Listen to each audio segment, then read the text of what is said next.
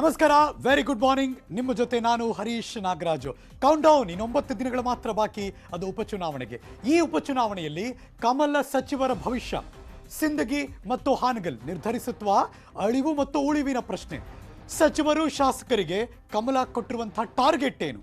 ಈ ಹೊತ್ತಿನ ಸ್ಪೆಷಲ್ ನಿಮ್ಮ ನ್ಯೂಸ್ 18 ಕನ್ನಡದಲ್ಲಿ. By election Dangal.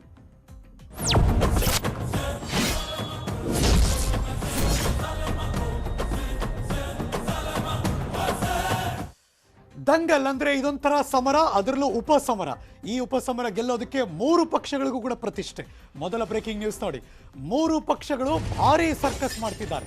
ಭಾರತೀಯ ಜನತಾ ಪಕ್ಷ, ಕಾಂಗ್ರೆಸ್ ಮತ್ತು JDS ಮತದಾರರನ್ನ ಸೆಳೆಯೋದಕ್ಕೆ, ಮನಸ್ಸನ್ನ ಗೆಲ್ಲೋದಕ್ಕೆ ಅವ್ರು ಮಾಡ್ತಿರುವಂತಹ ಈ ಅಖಾಡದಲ್ಲಿ ಎಲ್ಲ ತಂತ್ರಗಾರಿಕೆ, ಮಾತಿನ ಸಮರ, ಆರೋಪ ಪ್ರತ್ಯಾರೋಪ ಎಲ್ಲವೂ ಜೋರಾಗೆ ನಡೀತಾ ಇದೆ. Breaking news.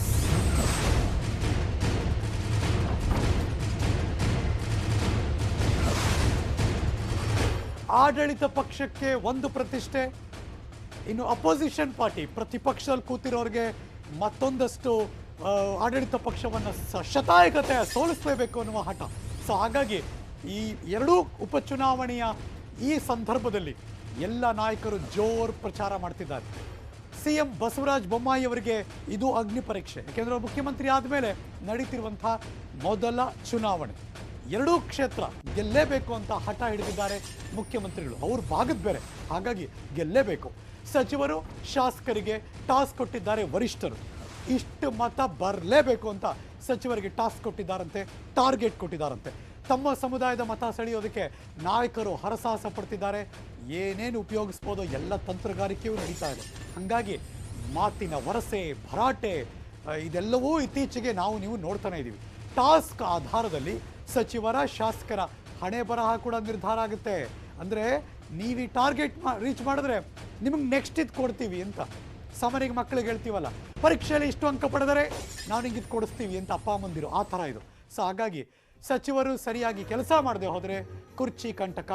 ಶಾಸಕರು ಸರಿಯಾಗಿ ಕೆಲಸ ಮಾಡಿದರೆ ಮಂತ್ರಿ ಸ್ಥಾನ. ಉಪಚುನಾವಣೆ ಗೆಲ್ಲೋದಕ್ಕೆ ಟಾಸ್ಕ್ಗಳು ಕೊಟ್ಟಿದ್ದಾರೆ, ಅದನ್ನು ಗೆಲ್ಲೇಬೇಕು ಅಂತ ಇದೀಗ ಆ ಎಲ್ಲ ನಾಯಕರು ಅಖಾಡಕ್ಕೆ ಇಳಿದಿದ್ದಾರೆ. ಹೇಗೆ ಗೆಲ್ಲೋದು ಅಂದರೆ ತಮ್ಮ ಸಮುದಾಯದ ಮತಗಳನ್ನು ಸೆಳೀಬೇಕು, ಅದೇ ತನ್ನ ಟಾರ್ಗೆಟು. ಚುನಾವಣೆ ಅಂದಮೇಲೆ ಜಾತಿ ಲೆಕ್ಕಾಚಾರ ಇದ್ದದ್ದೇ. ಯಾರು ಏನೇ ಮಾತಾಡಲಿ ಜಾತಿ ಕೆಲಸ ಮಾಡೇ ಮಾಡುತ್ತೆ. ಹಾಗಾಗಿ ಆ ಮತಗಳ ಆಧಾರದಲ್ಲಿ ಮುಂದಿನ ದಿನದಲ್ಲಿ ಆ ನಾಯಕರಿಗೆ ಮಂತ್ರಿ ಸ್ಥಾನ ಫಿಕ್ಸು. ಶಾಸಕರಿಗೂ ಕೂಡ ಟಾಸ್ಕನ್ನು ಕೊಟ್ಟಿದ್ದಾರೆ. ಈ ಕ್ಷೇತ್ರಕ್ಕೆ ಹೋಗಬೇಕು, ನಿಮ್ಮ ಮತಗಳು ನಿಮ್ಮ ಆಧಾರದ ಮೇಲೆ ಸೆಳಿಬೇಕು, ಪಕ್ಷವನ್ನು ಗೆಲ್ಲಿಸಬೇಕು. ಗೆಲ್ಲೋದಷ್ಟೇ ಅಲ್ಲ, ಲೀಡ್ ಬರಬೇಕು. ಯಾಕೆಂದರೆ ನೆಕ್ಸ್ಟು ಮುಂದಿನ ವರ್ಷದಲ್ಲಿ ಅಸೆಂಬ್ಲಿ ಎಲೆಕ್ಷನ್ ಇದೆ. ಹಾಗಾಗಿ ಲೀಡ್ ಬರಬೇಕು ಅನ್ನೋದೊಂದು ಟಾಸ್ಕು. ಅಭ್ಯರ್ಥಿಗಳನ್ನ ಗೆಲ್ಲಿಸಿದ್ರೆ ನಿಮಗೆ ಏನು ಬೇಕಪ್ಪ, ಆ ಸೂಕ್ತ ಸ್ಥಾನಮಾನವನ್ನು ನಾವು ಕೊಡೋಕ್ಕೆ ರೆಡಿ. ಮಂತ್ರಿ ಸ್ಥಾನ, ನಿಗಮ ಮಂಡಳಿ, ಯಾಕೆಂದ್ರೆ ಅದೇ ತಾನೆ ಮಂತ್ರಿ ಸ್ಥಾನ ಫಸ್ಟು. ಮಂತ್ರಿ ಸ್ಥಾನ ಇಲ್ಲದೆ ಹೋದರೆ ಡೋಂಟ್ ವರಿ, ನಿಮ್ಮನ್ನು ನನ್ನ ವಿಶ್ವಾಸದಲ್ಲಿ ಇಟ್ಕೊಂಡಿರ್ತೀವಿ ಅಂತ ನೆಕ್ಸ್ಟ್ ನಿಗಮ ಮಂಡಳಿ ಕೊಡ್ತಾರೆ. ಎರಡೂ ಕ್ಷೇತ್ರದಲ್ಲಿ ಮಂತ್ರಿ ಮಂಡಲ ಎಲ್ಲ ಮೊಕ್ಕಾಂ ಹೂಡಿದ್ದಾರೆ. ಆಡಳಿತ ಪಕ್ಷ ಎರಡೂ ಉಪಚುನಾವಣೆಯಲ್ಲಿ ಗೆಲ್ಲೇಬೇಕು ಅಂತ ಇಡೀ ಮಂತ್ರಿಮಂಡಲವೇ ಅಲ್ಲಿ ಇದ್ದಾರೆ ಅಂದರೆ ಯು ಕ್ಯಾನ್ ಇಮ್ಯಾಜಿನ್. CM ಕೂಡ 2 ಕ್ಷೇತ್ರದಲ್ಲಿ ಸತತ ಪ್ರಚಾರ ಮಾಡ್ತಿದ್ದಾರೆ. ಹಾನಗಲ್ ಅಂತೆಲ್ಲ ಅಂದಾಗ ಅವ್ರ ಭಾಗದ್ದೇ ಅಲ್ವೇ. ಸೊ ಹಾಗಾಗಿ ಗೆಲ್ಲೇಬೇಕು ಅಂತ ಹಠ. ಈ ಗೆಲ್ಲುವು ಸೋಲುವುದರಿಂದ ಪಕ್ಷದಲ್ಲಿ ಏನೋ ಆಗಿಬಿಡುತ್ತೆ ಅಂತ ಅಲ್ಲ, ಅಥವಾ ಸರ್ಕಾರ ಬಿದ್ದೋಗ್ಬಿಡುತ್ತಪ್ಪ, ಅಳ್ಳಾಡ್ಬಿಡುತ್ತೆ, ಏನೂ ಅಲ್ಲ. ಬಟ್ ಆದರೂ ಎಂಥ ಪ್ರತಿಷ್ಠೆ ಇದೆ ನೋಡಿ, ಯು ಕ್ಯಾನ್ ಇಮ್ಯಾಜಿನ್ ಹೇಗಿರುತ್ತೆ ಅಂತ. Let's move on.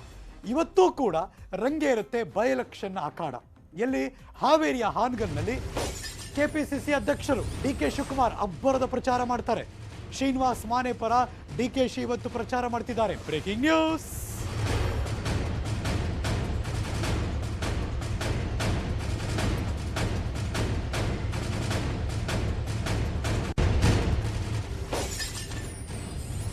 ಬಿಜೆಪಿಯವರು ಪ್ರಚಾರ ಮಾಡ್ತಾರೆ, ಇಡೀ ಕ್ಯಾಬಿನೆಟ್ ಅಲ್ಲಿ ಹೋಗುತ್ತೆ, ಎಲ್ಲರೂ ಬಂದು ಪ್ರಚಾರ ಮಾಡ್ತಿದ್ದಾರೆ. ಅಂದರೆ ಅಪೋಸಿಷನ್ ಪಾರ್ಟಿಯಲ್ಲಿ ನಾವು ಸುಮ್ಮನೆ ಕೂತಿಲ್ಲ, ನಮ್ದು ನೋಡಿ ಹೇಗಿದೆ ಅಂತ ಅಲ್ಲಿ KPCC ಅಧ್ಯಕ್ಷರು DK ಶಿವಕುಮಾರ್ ಇವತ್ತು ಹಾನಗಲ್ನಲ್ಲಿ ಅಬ್ಬರದ ಪ್ರಚಾರ ಮಾಡ್ತಿದ್ದಾರೆ.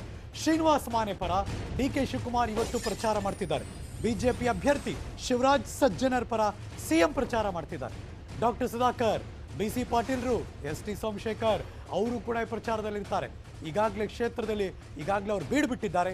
ಸಚಿವರಿಂದ ಭರ್ಜರಿ ಕ್ಯಾಂಪೇನ್ಗಳು ನಡೀತಾನೆ ಇದೆ. ಸಿಂದಗಿಯಲ್ಲಿ ಎರಡನೇ ದಿವಸವು ಮಾಜಿ ಮುಖ್ಯಮಂತ್ರಿ BSY ಇವತ್ತು ಕ್ಯಾಂಪೇನ್ ಮಾಡ್ತಿದ್ದಾರೆ. ಲಕ್ಷ್ಮಣ ಸವದಿ, ಸೋಮಣ್ಣ ಅವರು, CC ಪಾಟೀಲ್ರು, ಶಶಿಕಲಾ ಜೊಲ್ಲೆ ಮೇಡಮ್, MTB ನಾಗರಾಜ್ ಎಲ್ಲ ಪ್ರಮುಖರು ಕೂಡ ಸಿಂದಗಿಯ ಪ್ರಚಾರದಲ್ಲಿ ಇದ್ದೇ ಇರ್ತಾರೆ. ಸಿಂದಗಿಯ ಮೊರಟಗಿಯಲ್ಲಿ JDSನವರು ಕಡೆಗಣಿಸೋ ಹಾಗಿಲ್ಲ, ಅವರು ಕೂಡ ಭರ್ಜರಿ ಮತಬೇಟೆ ಮಾಡ್ತಿದ್ದಾರೆ. ಮಾಜಿ ಪ್ರಧಾನಿ HD ದೇವೇಗೌಡರು, ಮಾಜಿ ಮುಖ್ಯಮಂತ್ರಿ HD ಕುಮಾರಸ್ವಾಮಿ ಅವರು ಈ ಕ್ಯಾಂಪೇನ್ನಲ್ಲಿ ಇರ್ತಾರೆ. ಸಂಜೆ 4 ಗಂಟೆಗೆ ಅಲಮೇಲ ಪಟ್ಟಣದಲ್ಲಿ ಪ್ರಚಾರವನ್ನು ಮಾಡ್ತಾರೆ. ಪ್ರಚಾರದ ಸಭೆ ಕೂಡ ಇದ್ದೇ ಇದೆ. ಸಿಂದಗಿಯಲ್ಲಿ ಕಾಂಗ್ರೆಸ್ ಕೂಡ ಭರ್ಜರಿ ಮತಬೇಟೆ ಮಾಡ್ತಿದ್ದಾರೆ. ಅಲ್ಲಿ ಯಾರಿದ್ದಾರೆ? ರಾಮಲಿಂಗಾರೆಡ್ಡಿ ಅವರು ಇರ್ತಾರೆ, ಮಾಜಿ ಸಚಿವ ರೇವಣ್ಣ ಅವರು ಇರ್ತಾರೆ, MP ಪಾಟೀಲ್ ಅವರು ಇರ್ತಾರೆ, ಸುನೀಲ್ ಗೌಡ ಪಾಟೀಲ್ ಅವರು ಇರ್ತಾರೆ, ತಿಮ್ಮಾಪುರ ಅವರು ಇರ್ತಾರೆ. ಹಂಗಾದ್ರೆ ಇವತ್ತು ಭರ್ಜರಿ ಭರ್ಜರಿ ಭರ್ಜರಿ ಎರಡೂ ಕ್ಷೇತ್ರದಲ್ಲಿ ಕಾಂಗ್ರೆಸ್ ನಾಯಕರು. BJP ಅವರೇನು ಕಡಿಮೆ ಇಲ್ಲ, ಮೊದಲೇ ಆಡಳಿತ ಪಕ್ಷ. ಸಾಮಾನ್ಯವಾಗಿ ಈ ಥರ ಉಪಚುನಾವಣೆ ನಡೆದಾಗ ಆಡಳಿತ ಪಕ್ಷದಲ್ಲಿ ಒಂದು ದೊಡ್ಡ ಅಡ್ವಾಂಟೇಜ್ ಇದ್ದೇ ಇರುತ್ತೆ. ಬಟ್ ಅದನ್ನು ಮೀರಿ ಕಾಂಗ್ರೆಸ್ನವರು ಕೂಡ ಏನು ಸುಮ್ಮನೆ ಇಲ್ಲ. JDSನವರು ಆ ಭಾಗದಲ್ಲಿ ನಮ್ಮನ್ನು ಕೂಡ ಕಡೆಗಣಿಸೋಕ್ಕಾಗಲ್ಲ, ನಾವು ತೋರಿಸ್ತೀವಿ ಅಂತ ಅವರು ಒಟ್ಟಿನಲ್ಲಿ ಯಾರಿಗೂ ಕಡಿಮೆ ಇಲ್ಲ. ಅದು ಪ್ರಚಾರದಲ್ಲಿ, ಮಾತಿನ ವೈಖರಿಯಲ್ಲಿ ಮತ್ತು ಟಾಂಗ್ ಕೊಡೋದ್ರಲ್ಲಿ, ಪ್ರತಿಪಕ್ಷ ಭೇಟಿ ಆಡೋದ್ರಲ್ಲಿ, whatever it is. So ಹಾಗಾಗಿ ಎಲೆಕ್ಷನ್ ಅಂದರೆ ಇದು, ಕ್ಯಾಂಪೇನ್ ಅಂದರೆ ಇದು, ಮತಬೇಟೆ ಅಂದರೆ ಇದು. ಹಾಗಾಗಿ 3 ಪಕ್ಷದವರು ಅಖಾಡಕ್ಕೆ ಇಳಿದಿದ್ದಾರೆ, ಮತಬೇಟೆ ಮಾಡ್ತಿದ್ದಾರೆ. ಮತದಾರ ಯಾರಿಗೆ ಓಟ್ ಹಾಕ್ತಾರೆ, ನವೆಂಬರ್ 2ನೇ ತಾರೀಕು ಯಾರು ಗೆಲ್ತಾರೆ, ಇದು ಈಗಿರುವಂಥ ಕುತೂಹಲದ ಪ್ರಶ್ನೆ. ಕರ್ನಾಟಕ